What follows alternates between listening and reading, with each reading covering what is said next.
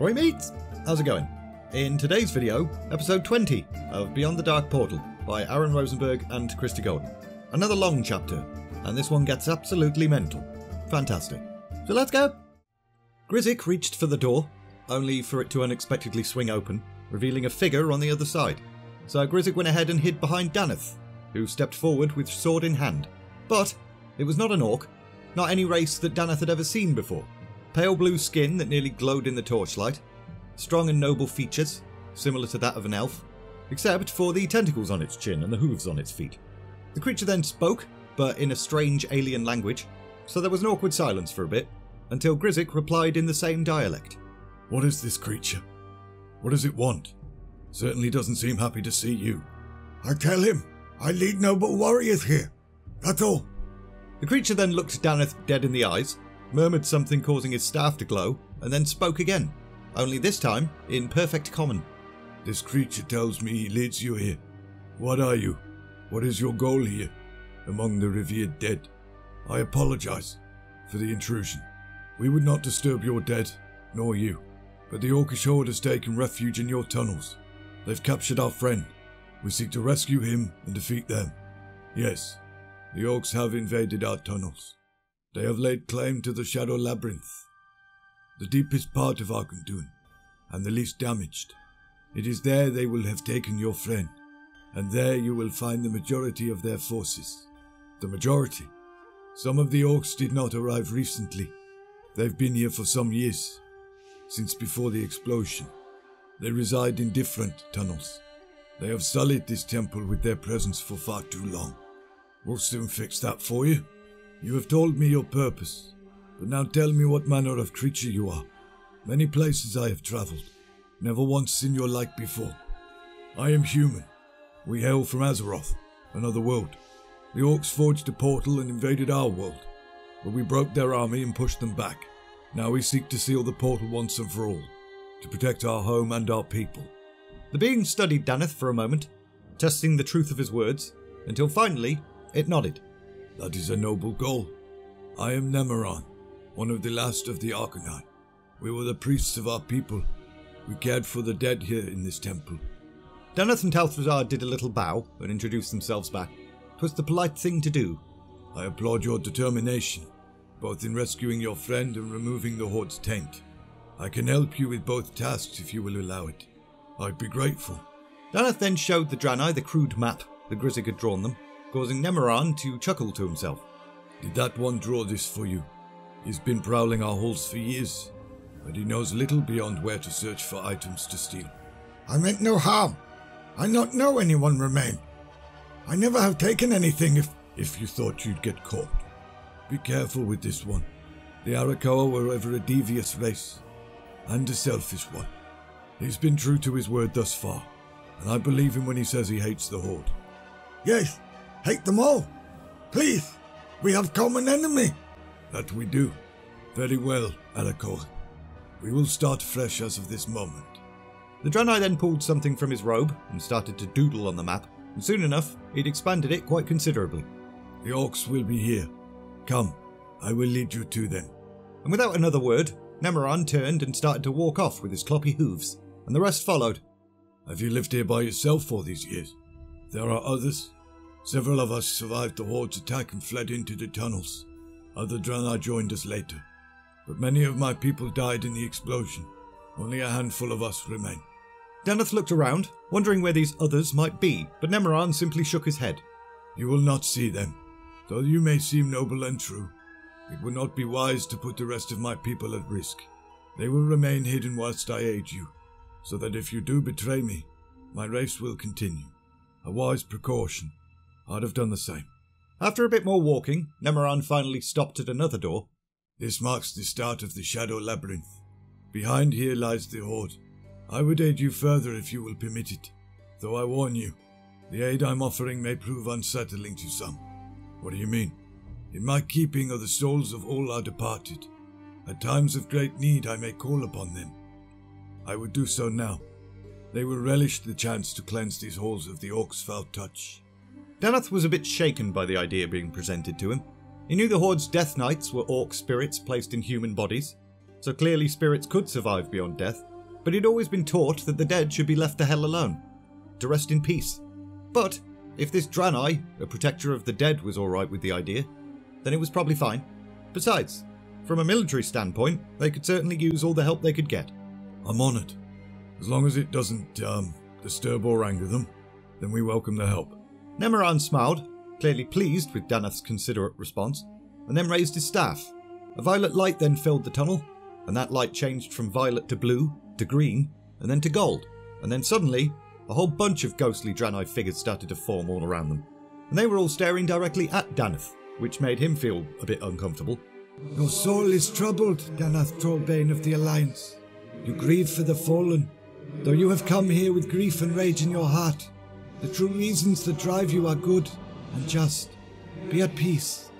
I am Bulastran, once known as the Blinding Light. My army and I shall aid you in your struggle. Danath was no longer afraid. There was an odd sort of peace within him now, so that was nice. We're in your debt.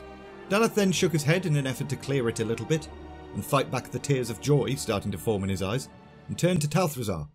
Once we're in, you're with me. We have to find Kurdran.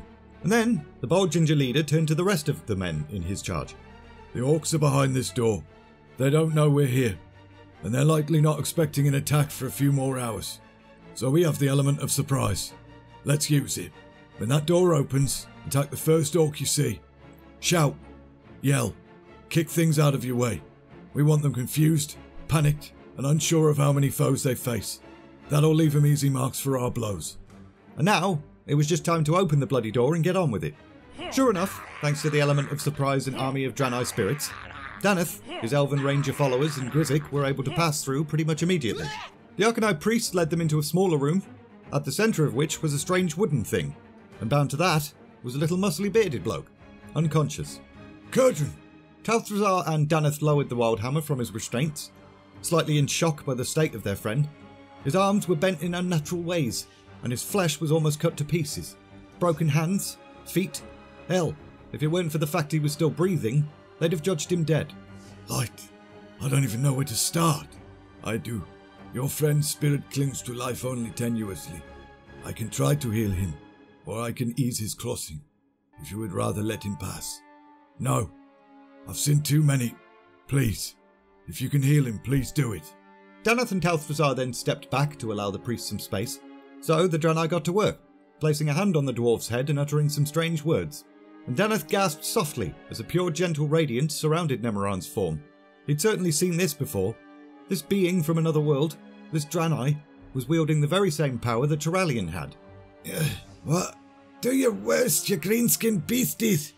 Danath placed a hand on the dwarf's shoulder. It's all right, Kurdran. You're all right. I have done all I could. He is healed, for the most part. Not all scars can be erased, nor things that are broken made as they were before. Ah, it's broken. Didn't know I had that much blood in me. Danath, lad. It's about bloody time. Don't worry. Those beasties got not a word out of me. You should rest. Bah, rest is for the dead. He's a wild hammer. That explanation probably didn't clarify or mean anything to the priest, but he accepted it anyway. So what's the plan, laddie? And who are your friends? Nemeran here's a priest of the dead, one of the last of this place's guardians. You owe your life to him. He healed you. Ah, thank you. The Wildhammers didn't forget such debts. And that one's Grizik, the Arakoa. He hates orcs and guided us into this place from the forest. And the plan? Danath then raised his sword. The troops are storming the tunnel. The rest will attack soon and draw the orcs' attention away. Meanwhile, we'll find Ner'zhul and bring his head back on a polearm.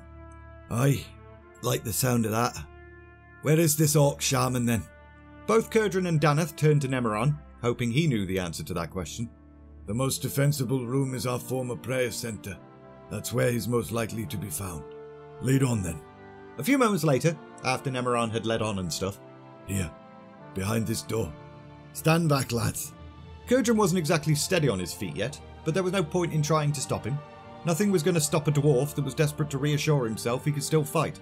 So Danath stood and watched as Kurdran raised his hammer and shattered the entire bloody door. And in the room beyond it, Danath immediately saw several figures. with two in particular standing out more than the rest. A big one-eyed orc, and an older looking one with a white skull painted on his face. The older one immediately cheesed it through a door, so Danath gave chase, but he only made it halfway across the room before the big one-eyed bugger stepped forward and blocked his way. I am Kilrog Deadeye. I am chieftain of the Bleeding Hollow clan. I've slain many humans. You will not be the last. You shall not pass. So be it. I am Danath Trollbane, commander of the Alliance army. I've slain many orcs, and I'll probably kill you. And then I will pass.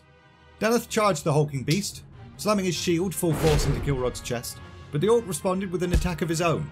However, the temperature of the room then plummeted, and Danath smiled a cheeky knowing grin as a wave of Bulastran's spirit warriors flooded in.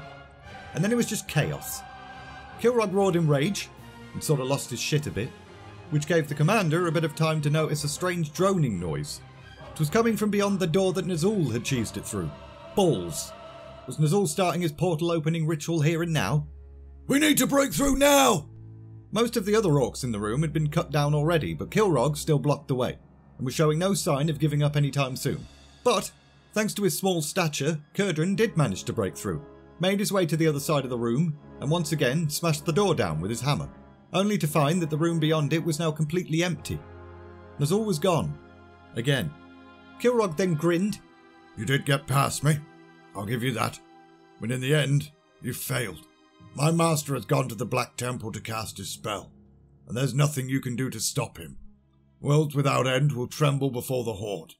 Well, at least you won't follow him.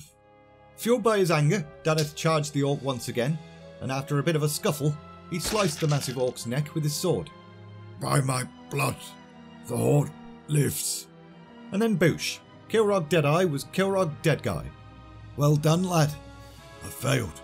How can we possibly stop them now? I don't even know where this Black Temple is. Krizik, no. Can take you there. A soldier then walked up. Sir, the orcs are on the run. Some of them fled deeper into the tunnels, though.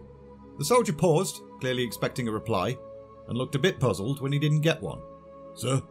Kurdran then nudged Danath and whispered, You're still in charge, lad. Even if you feel you've failed, you can't let your troops know it, eh? So, Danath straightened and met the soldier's eyes. Let the orcs run. We know where Ner'zhul went, and we're going to follow him. We'll be making for a place called the Black Temple. Nemeron, come with us. This is no place to live. You can serve your people more by leaving here and returning to the world. We'll even take you to Azeroth if you want. Truly your world must be a wondrous place to have produced such a people. I appreciate your offer, but no. My place is here. Our dead remain in this world, honorably laid to rest in Arkandun, scattered in the forest, even paving the path the orcs misnamed the Path of Glory.